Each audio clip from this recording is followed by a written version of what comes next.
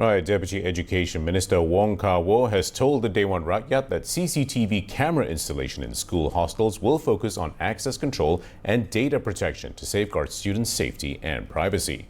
The footage will be kept for at least 30 days in line with the technical specifications set by the ministry. Rakaman CCTV ini kita akan menyimpan dengan spesifikasi yang sedia ada, boleh menyimpan sekurang-kurangnya 30 hari rakaman dan juga dengan spesifikasi yang telah pun ditentukan. Dan berkenaan dengan penggunaan dan dari segi sama ada dari segi pembekalan, pemasangan ataupun akses dan pentadbiran pengoperasian keseluruhan CCTV ini, kesemuanya ada telah pun digariskan dalam garis panduan.